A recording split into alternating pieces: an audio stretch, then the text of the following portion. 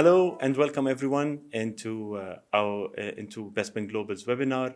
I'll start with introducing myself. My name is Mouteih Chaghlil. I am the CEO of Bespin Global Middle East and Africa. Bespin Global vision is all about helping businesses adopt cloud computing. I'll be joined today with our team to discuss topics that today are on the top of the agenda of most of the technology and businesses in the region. This shooting is now happening after the peak of COVID and all the effect it had on the world and the acceleration it did to businesses going into their digital transformation and adopting digital services. I will start with Bilal. If you can please introduce yourself. Yeah, good morning, guys. So, my name is Bilal Akawi, and I'm a senior account manager at Bespin Global. I support our clients in adopting, like Mouteih said, adopting cloud and digital transformation initiatives, especially with the pandemic. It kind of accelerated everybody's agenda to achieve that. So I'm here as part of the commercial team, and also I'm actually an AWS Solution Architect certified Associate. And yeah, that's me. And over to Wael. Good morning, everyone. My name is Wael Al-Araj. I'm an operations manager at Bespin Global. I'm a big fan of DevOps, and I'm managing the DevOps and data teams. I'm an SA and DevOps certified engineer. So, Hamzeh. Hello, everyone. This is Hamzeh Chaghlil. I am AWS Solution Architect in Bespin Global MEA. I'm focusing on DevOps and security and digital transformation area. I have been working with Bespin for 5 years. Almost, yes. Almost, yes. So far, yeah. I'm AWS certified 545 plus to the security one. Absolutely. And I think this is what is nice about this table. Like most of us are AWS certified solution architects. Wael, Hamzeh, and me, we've got what we used to be the all 5 AWS. And that is, here we're talking about the SysOps, the developer, solution architect associate, DevOps engineer, and solution architect professional. Hamzeh, for example, also has the security expert, and all of us are eager to get more and more certified in AWS. Today, we'll be talking about DevOps. And DevOps specifically is a subject I think all of the team enjoys when it comes to technologies. We're so happy that last week we received the AWS DevOps Competency by the local team. So that competency already existed in Korea and in China.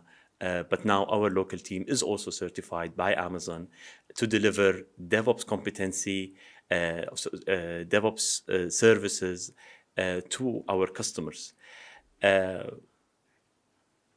Trying to identify or define DevOps is something that will take a lot of time, and it's subjective. So what DevOps looks like maybe for Google will be different than what it looks like for Facebook, and it's going to be different for maybe a player here in the absolutely Netflix, or a player here in the Middle East.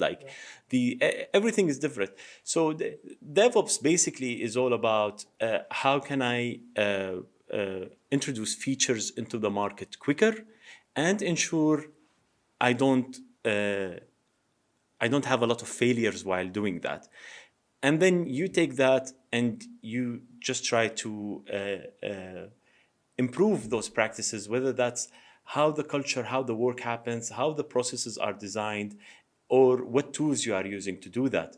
So we wouldn't go into the definition, but we'll be just talking about 5 practical ways that you can apply DevOps practices, methodologies, tools, whatever you want to name them, into your digital service. And what is nice is today, because of COVID, we're seeing people, whether those are new startups that came in to solve problems that were not there before. So today, for example, more and more people, and Bilal, you can tell us about this, are going into financial solutions, because today we need contactless payments. People are buying a lot online. Not a lot of people in the Middle East have credit cards. So yeah, maybe credit cards in Europe, in US, are easy to get. Yeah. And even one other thing as well, like if you ever dine out now during the pandemic, do you ever get a menu? You have to actually just get the barcode to actually be able to see the menu. Did you see that before in every restaurant before the pandemic? Absolutely. So everything is moving more digital, and of course with that happening, there's new things happening, new challenges that people are seeing, and that's where DevOps comes in, and it's basically just a culture of getting two different teams that have two different objectives to work together to kind of make it seamless. Their work together to be seamless, and that's our experience. With a lot of those digital companies. Before the pandemic, there was a lot of interest in the topic. A lot of companies realized the value of it, but then when the pandemic happened, it just it skyrocketed. The subject skyrocketed. Everyone that didn't have an e-commerce, everyone that didn't have a mobile application, sees it's a must anymore. Yes. It's not an option anymore. It's a must. And then it has its own challenges. It's a new way of working. A lot of people don't have that experience, so that's where DevOps comes in to kind of enable them to manage and maintain that kind of digital transformation journey. Absolutely, and here I think we need to distinguish between two ways of how you can apply DevOps. So when we think about it, you've got let's say the startups who are already born in the cloud, digital savvy, they're digital day one. They built everything from day one digitally. And then you've got the enterprises where it requires a lot of efforts from them. And here, Wael, you can jump in and tell us about your experience. So before DevOps, or before we knew DevOps, or before enterprises went all in on digital, how long and how much efforts were required within an enterprise to take a feature from, planning or approval into production, where millions of people are using that service and is relying on that service? Okay.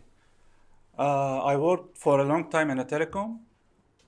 You always have those two teams, development team and operation team. Developers wants to push new features, bug fixes, improvements into the production as soon as possible, very quickly. They want to introduce more features, do more improvement. But the operations team is more into stability of the system, how the system is reliable. What about the security of the system? Is there anything in the code that may cause any problem in the future? So you always have that challenge. They have different objectives. Yeah, they have different objectives, different goals. Being available, whereas development wants to make sure that the new code is always there. Absolutely. Yeah. And then you've got, when we look at enterprises, and especially, let's say, highly regulated or highly reputable brands, it's not about only developers, ops, operation. You've got security teams. You've got compliance teams. You've got testing team, quality assurance teams. Yeah. You've got teams that needs to look about how you're integrating. So I've got a digital service. I am, let's say, a highly reputable airline. And my loyalty system now is being used by a lot of other providers. They're redeeming those points maybe to get special discounts, special offers. And so I introduce a new feature. This might work for me.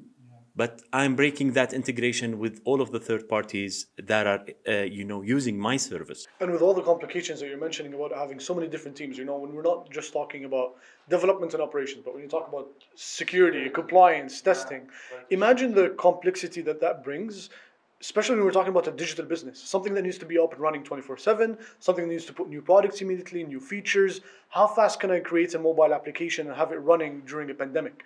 Nobody expected it, but how fast were those companies able to create an application and have it running for their customers? Absolutely. So even, those complexities don't match the requirement of a digital transformation. So that's where you need new cultures, new practices such as DevOps. And whenever they want to deploy any new features, you receive a very big webbook, runbook. You have to deploy all of those stages, but at the end of the day, it's not always the result that you expected. So it depends on who Because- is executing that. Yeah, because I think they were segregated. They had those, let's say, virtual walls between them. So development will spend 2 to 3 months developing a feature, and then they'll give it, as you mentioned, with the runbook to operations. Here is how you deploy it. Here's how you build it. Here is how you install it. And then operations will maybe face some issues. They'll go back to developers. They'll resolve it. Okay, now I'm done with operations. It goes to security. And then security goes, you're using this library. It has a vulnerability. You didn't do X, Y, and Z. You're using a null validator or pointer. And then security goes back to operation, development, and all of them needs to coordinate. Then comes quality assurance. Then comes that whole process was so slow because we had the walls between them. And DevOps is all about, no, we need to break changes into smaller chunks. And I don't want security to look at my code after 3 months. I want them to be part of my development cycle, which today most of the companies are going into the agile methodologies on how do we develop. And instead of security being at the end of the deployment, he's part of the current development. So let's say, for example, I'm developing maybe a new interface that calculates the shipping charges, okay? So a security expert should be part of that DevOps team. He's part from day one what that function should do and how we're going to build it. And then he'll build his security tests or security measures. He'll help the team on how to build that in the best security practice. Because the last thing you want is a developer writing something and then maybe it needs to be PCI compliant. You need it to integrate with another solution that requires maybe multi-factor authentication token. Are you going to go back and recode Absolutely, everything from the absolutely, beginning, go back to absolutely, scratch? absolutely. And especially that business today with COVID, they're not stopping. It's not like about one feature and I'm done. No, now digital is first. So I think, let's also talk about how DevOps looks like for the big players. So today, if you look at the market, the share prices for all of the tech companies are just skyrocketing, whether that's Apple, whether that's Amazon, whether that's Google. And these are the companies that, let's say, created this frame, or they started this movement of how DevOps should happen. Because previously in the enterprise, you'll have a service that is being used by 100,000 people, 1 million people. That is good. But once we talk about Google and Facebook and all of those big techs, also Netflix, for example, now you've got millions of people, 24/7, multi-regional, multicultural, all using your service. It cannot stop. You need to comply with all of their regulations, the way they love to do things. You need to introduce features, and the service shouldn't stop, So is DevOps something that is more theoretical, or it's more scientific than it is practically you're able to do it? No, you can do it. It is achievable, and it is required, especially if you're running a SaaS company, a software as a solution. I think when you're talking about Netflix, like the pandemic really tested that, right? Yeah. If they didn't have those practices, implemented, if they were working in using DevOps, there's no way they would have handled. I think, like, I'm a gamer. I spent most of the pandemic playing Call of Duty, right? Yeah. So of course, I think Call of Duty had a surge in users. So without DevOps, without using AWS or cloud services in general, then they wouldn't have been able to handle that peak. Absolutely. So tell us a little bit. What did the market? How did the market look like during the pandemic? What is the top, let's say, pain points or requirements customers were coming to you to help them solve in their digital, whether that's our enterprise customers or our startup customers? So, especially in the pandemic, one of the biggest things that we saw is companies that did not have an e-commerce website, companies that did not have mobile applications, and all of a sudden so let's say, for example, I'll give you an example of, let's say, a pharmacy, right? A pharmacy that doesn't have an e-commerce website saw a surge in sales through a third-party mobile application, right? Orders that came in through a different mobile application. But they saw that was an opportunity that they missed, right? Where they're taking a major part of their profits by this third party just simply because they didn't have that. So they wanted to jump onto the train very quickly, but they didn't have the knowledge, nor the experience, nor the capabilities to actually achieve that by themselves. Now, the biggest challenge for them is that how fast they can react and adopt new ways that they're not familiar with.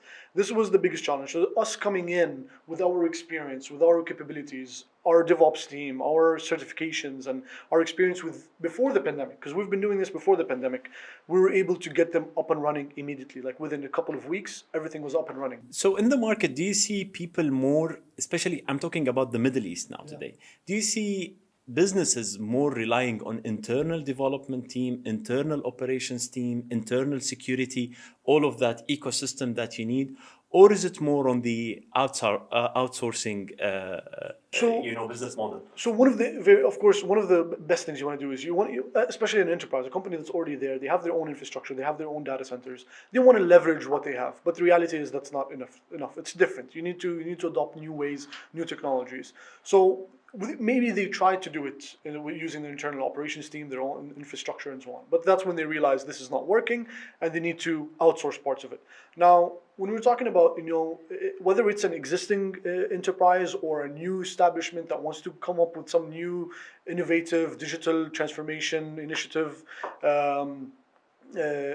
what happens is that someone that has an idea, they want to be able to create a mobile application, but they don't have any coding background and they don't have any technical background, but they have the idea, right? And that's really all you need for a business opportunity. Yeah, this is where they jump. They want to say, I need a third party to do maybe the coding. I need a third party that does the UX UI.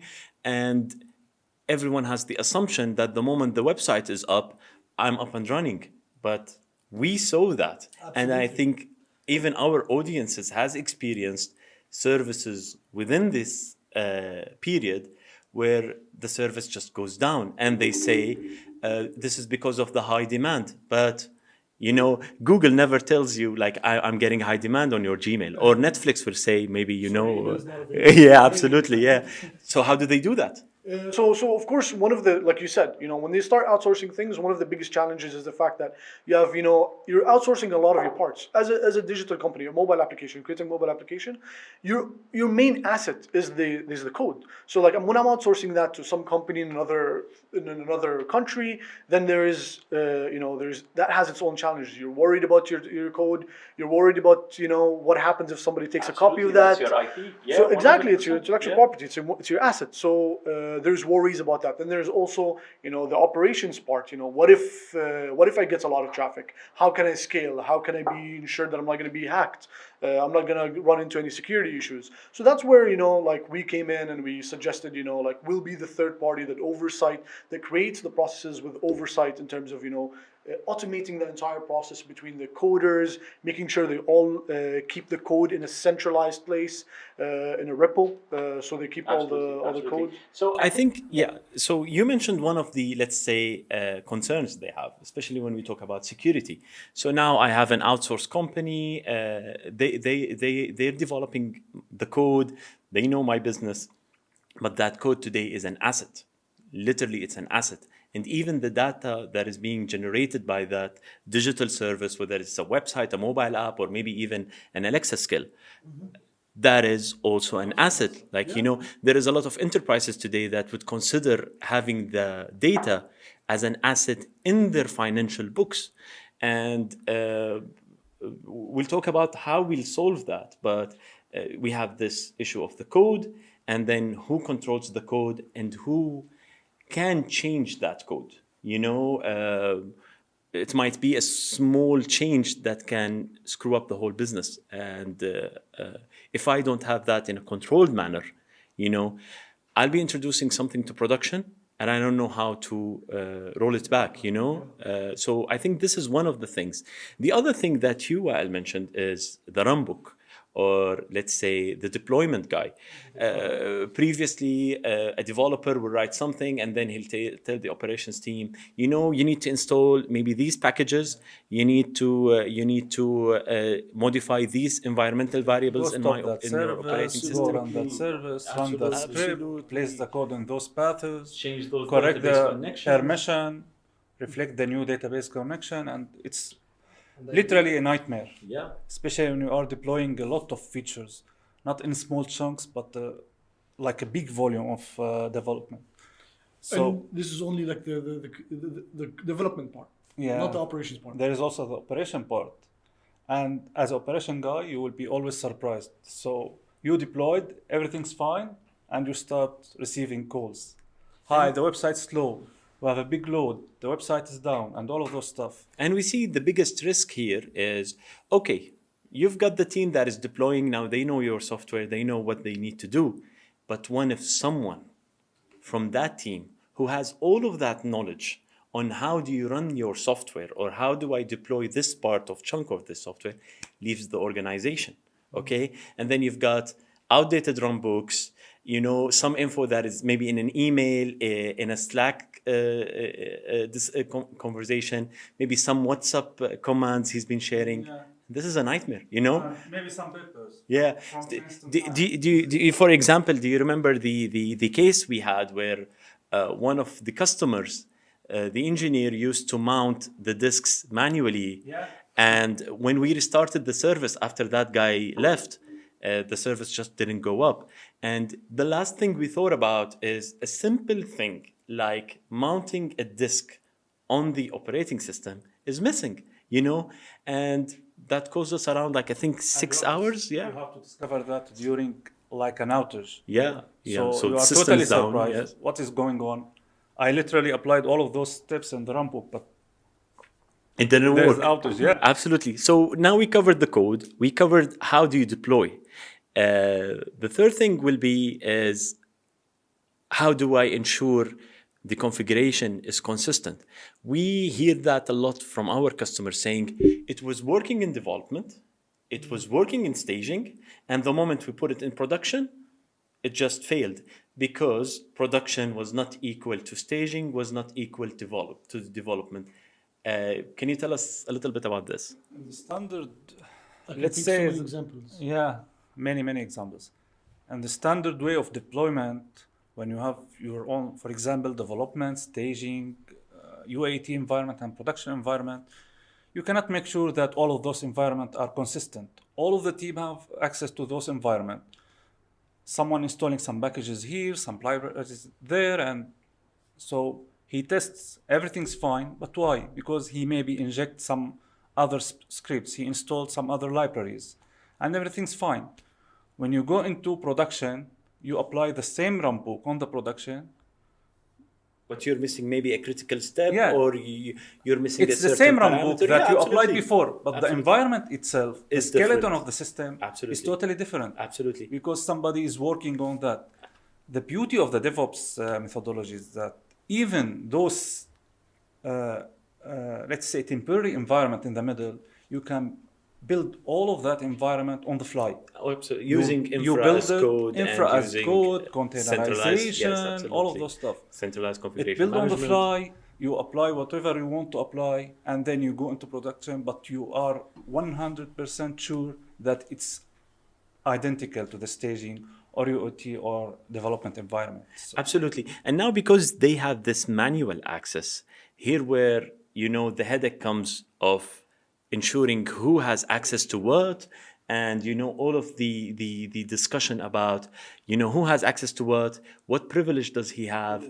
Absolutely. If I want to rotate, let's say, my database credentials, how long will it take, you know? Because now you've got a couple of users, you don't know who's using what, passwords outdated, they don't comply with your policy. They are using the same credentials on staging, or it's not the same on the production.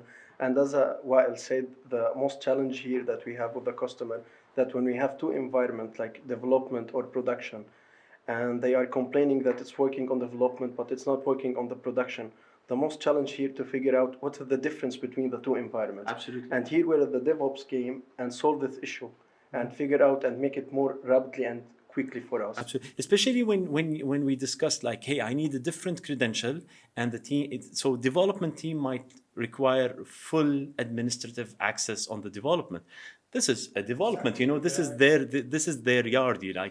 I want to do whatever I want to do because I'm developing still, but I need different credentials for staging, different credentials for security, different credentials for production. Yeah. And we heard a lot of stories about, access keys or credentials leaking into the internet, and now people are being hijacked. Data placed on a public server. Absolutely. So, we've got this golden rule when anyone joins, Bespin as an AWS customer, please don't use the root AWS account. Why? Because he's the master of the master. If your account gets hijacked and you're using an IAM user, you can disable that within a second, But if you're using the root account, now we'll need 24 to 48 hours. And how much it will impact the business. Absolutely. So think about maybe a Bitcoin miner. He has access to your AWS account. It's your credit card. You're paying for it. And now he's just spinning servers and getting the money into his wallet on your check. I like that. Yeah, it's nice. Yeah. So we've got IAM, and I think the fifth thing we can discuss is. And I believe from security perspective, MC, now it's more reliable. It's more easy for anyone to use any security services.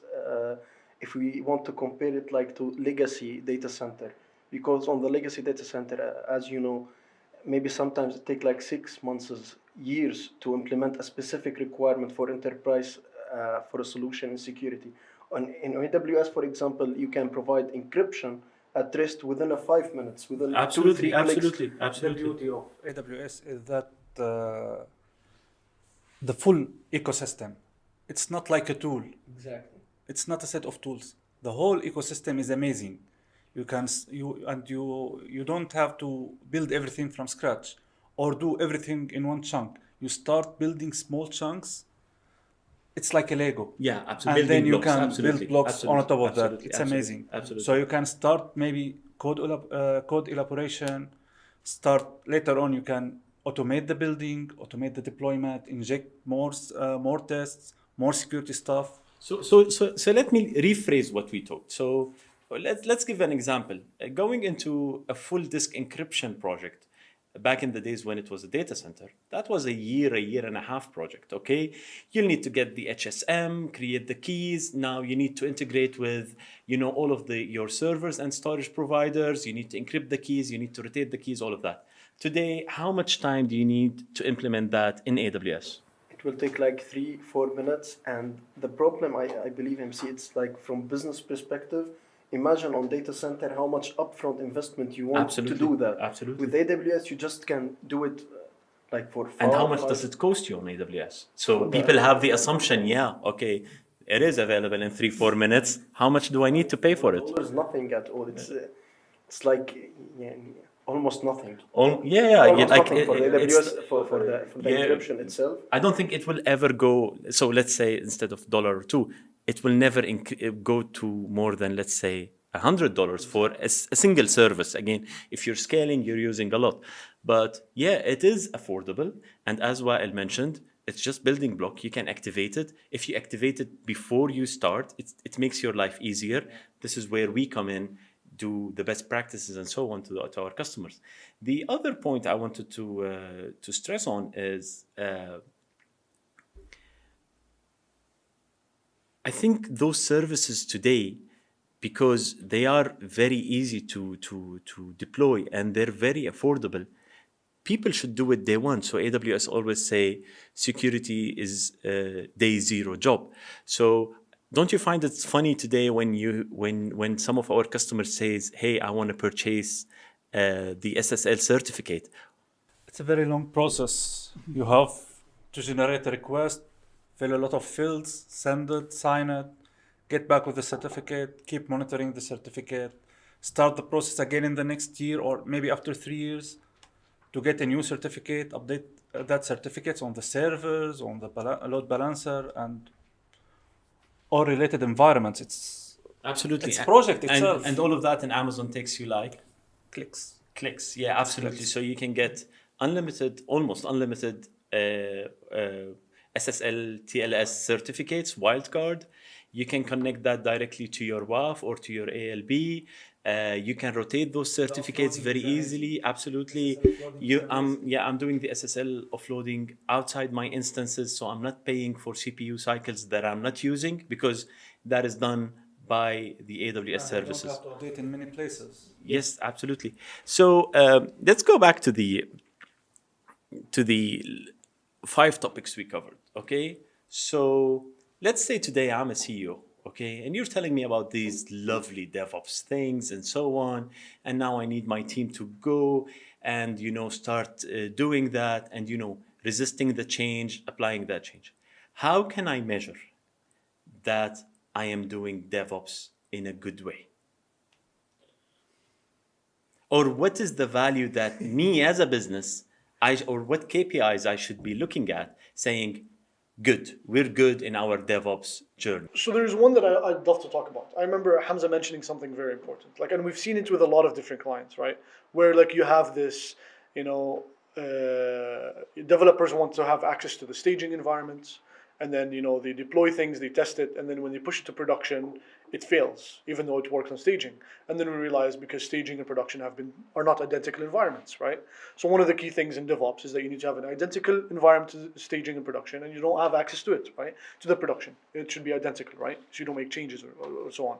So that means, for example, let's say then one of the KPIs I should be looking at is how much time am I failing?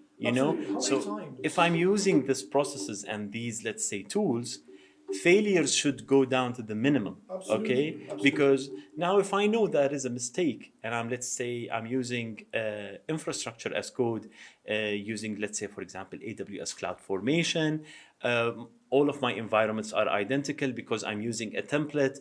It's not someone doing it for me by clicking. It's just a code that is maybe governed and controlled by AWS, absolutely, code commit, and this will make my failures go down. So this is one of the KPIs. Absolutely. How much failures do I see within a month or a year? Absolutely. This is one of the KPIs. Absolutely. What else should I be looking at?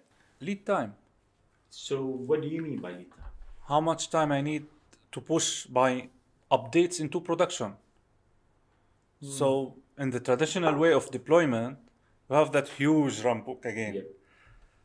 And due to complexity and maybe sometimes the requirement to stop some services, doing some stuff offline, customers don't like to do that in small chunks because every time you have to do the whole process. You may face some downtimes, some failures, some outage. So they wait maybe till every quarter, till the end of the sprint to apply all of those changes. So instead of pushing those small chunks into production directly where the customer can see continuous improvement, new features, Absolutely. bug fixes. So lead time here, just to explain it more, is I've got management, they approved a new feature. Regardless whether it's a whether it's a simple GUI change, I want to change this button from maybe being a rectangle to being a square, or the color of it, or back to a very complex scenario. And we saw that example when VAT was introduced into the UAE. Now VAT is not a simple feature that you can add, because let's talk about an e-commerce website. You need that to be reflected in the price when you're looking at those products. You need that to be reflected in the final invoicing, in the integration with your finance system. Absolutely, and depends on the country, and this is subject to VAT or not. That is a big feature. In KSA, when they changed it from 5 to 10 to 15%, Yeah, that's a thing that you need to do immediately, very quickly, and Absolutely. See, we already face these things with our customers, especially on the e-commerce, because with the rapidly change they do, and they have marketing campaign, they always want to go to the marketing fast and fast. Absolutely. And then maybe management comes in and they say we need this feature, we need this integration, we need this additional stuff. So from the moment management approves that feature till the moment it is in production, that is what we call lead time, because now it needs to go into that whole cycle of developing it, making sure it runs in a very stable way, in a highly available way. Absolutely, the website or the digital service is responding within an acceptable time. It is secured. It is X, Y, and Z. The key thing Absolutely. is the approvals as well, right? Like Yeah. At every stage, do I need to go and submit documents and get somebody to approve it, or is it just a trigger through the pipeline, through the DevOps Absolutely, practices? absolutely, yeah. And here is where, for example, AWS pipeline comes in. And I know we usually introduce AWS pipeline to most of our customers because, as Wael mentioned, like you don't need to have the full-blown DevOps practice to use a pipeline. Absolutely. You just go activate a pipeline, a simple 3-stage pipeline where developers commit, I deploy, Build and then deploy. deploy, absolutely. Then maybe send a notification to the development manager saying, here is the endpoint or here's the URL for the development environment. Just go check it. If it's approved, just click here and it will be deployed automatically to production into a very complex pipeline where you've got unit tests, you've got security tests, you've got even, we saw that where several actions are being run in parallel. So you're maybe doing some changes to the database, you're rotating some keys, you're calling, installing certain agents. And a very Endless also list of tasks. Endless list of tasks. Absolutely. And you're, instead of that being, in your laptop or in his laptop or in a runbook or maybe in a chat conversation. Yes, absolutely. That feedback loop, yes. Is a very big challenge, especially when the whole development team is outsourced. Absolutely, and I think one of the people I've seen this, that some of the people that love this, like the approval triggers, being able to actually look at everything before it goes into production, is the marketing people, right? Because as a marketing manager, you don't know what the code is, you don't know the testing, you don't know anything. You just want to see the features. We want to make sure you can give that approval before it goes into production.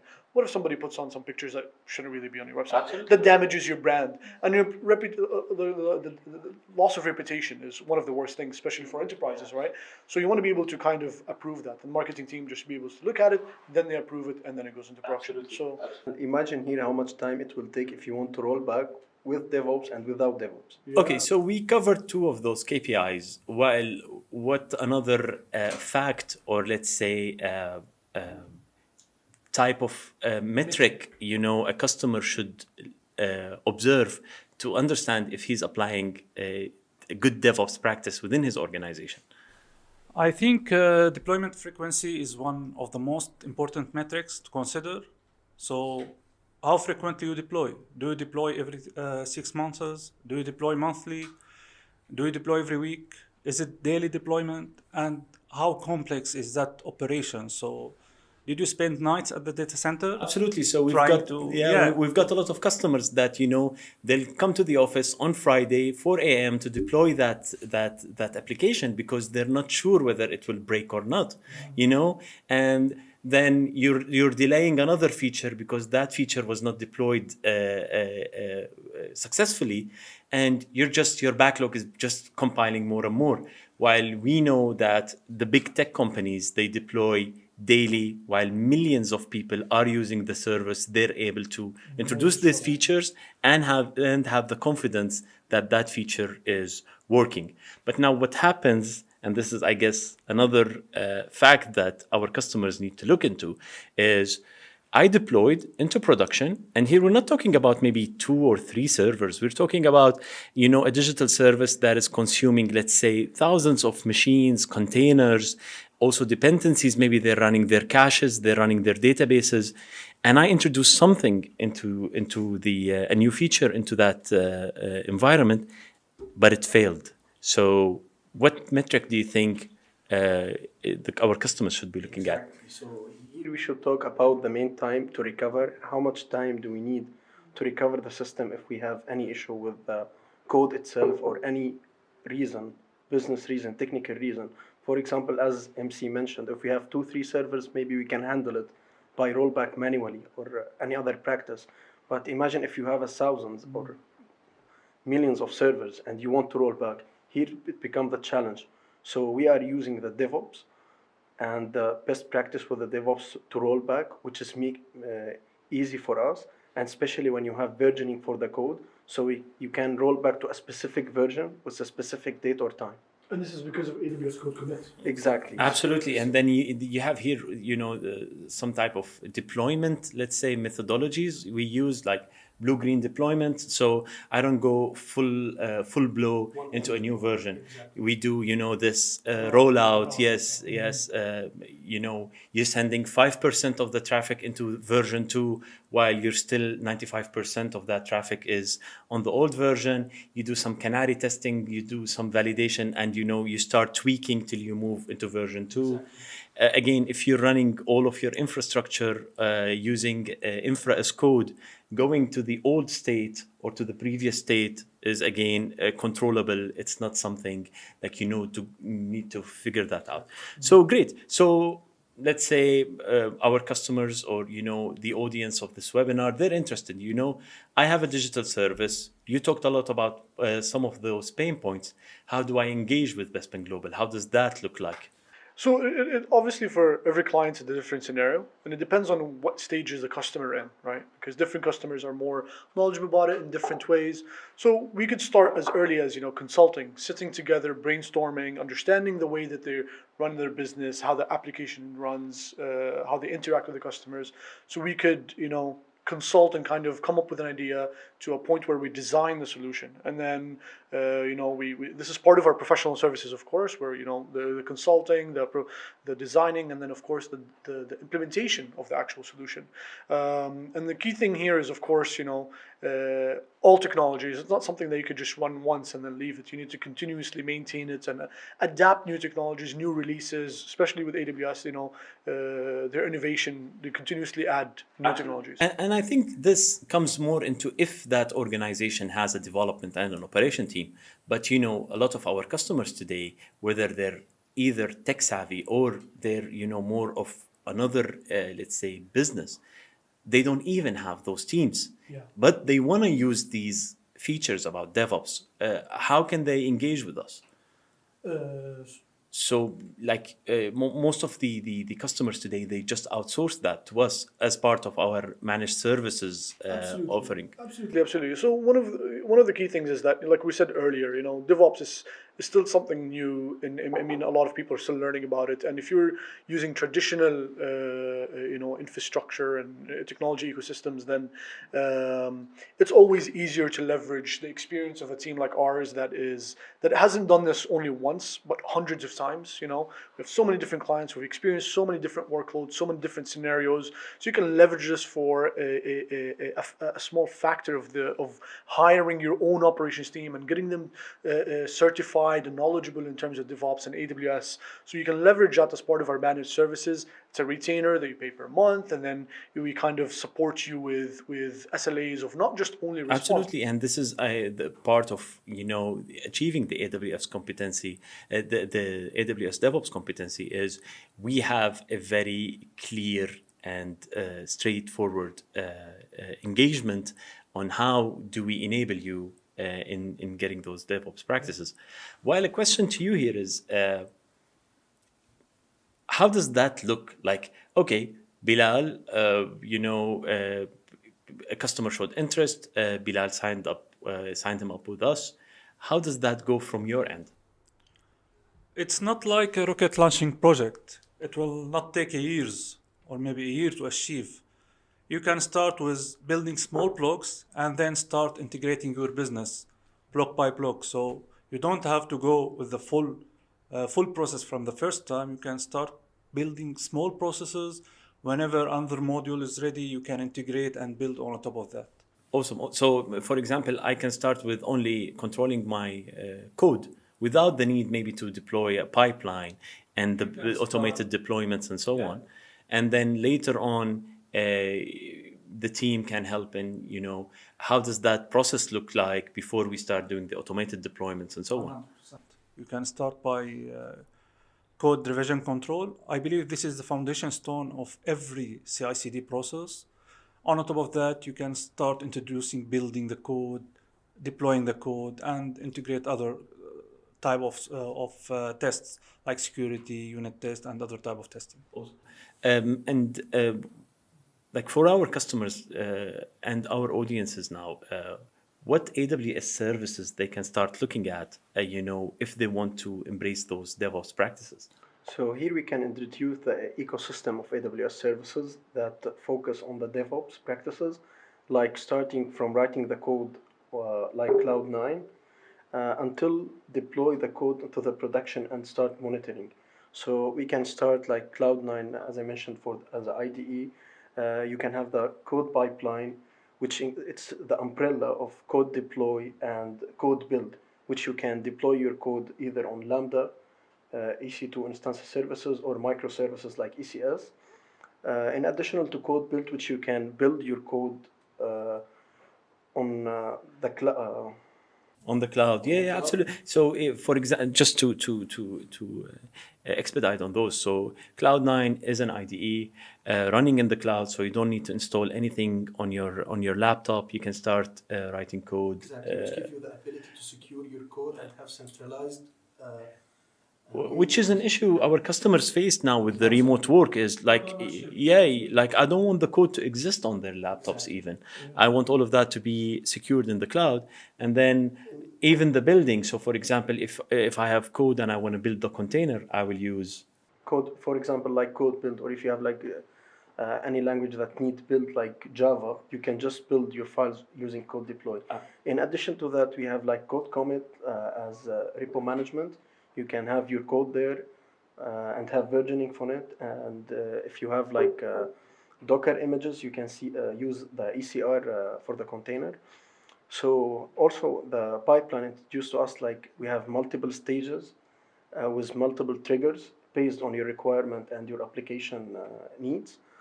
In addition to that, we have the layer of monitoring like X-Ray, CloudWatch, which you can have centralized logging and metrics for your infrastructure. That's a very interesting point because most of the customers say, okay, now you're deploying, but what if something wrong happens? I need to debug that, okay? And I need access to those systems. But part of DevOps is a centralized monitoring and logging solution. So your developers, your team can react very quickly to errors, whether that's partial errors or like full downtime. And this is where CloudWatch, whether that's the metrics or the logging, comes into place, even dashboards, X-ray. And at the end of the day, you don't have to update all of your monitoring based on the new environment. Everything is fully automated. The new environment is deployed, the monitoring is there. Back to you to tell us more about how Bespin Global and why our audiences should choose Bespin Global in their journey to the cloud and embracing DevOps practices. So you've probably all noticed that we're wearing the same shirts. It's not by coincidence, but we actually work at the same company. And you've probably noticed Bespin Global. So I want to tell you a little bit more about Bespin Global. Bespin Global is a company that was established in 2015, headquartered in Korea, with a pure focus of helping enterprises adopt public cloud. One of the key visions that our founders had is that there was a gap in providers that supported the cloud journey, especially in the Eastern Hemisphere of the world. And they also understood that every country had its own, or every kind of sub-region had its own complex regulations and compliance requirements. So what they did is they had an entity in Korea. They acquired a smaller company based out of Dubai that was focused on AWS. But also one of the other visions that our founders had is that businesses technology requirements are becoming more complex, and they wanted to enable our enterprises in adopting multi-cloud strategy. So what we've done is we've developed our own multi-cloud management platform called OpsNow. It helps you from a compliance, from an asset management and a cost management of various workloads across different platforms from a single centralized platform called OpsNow.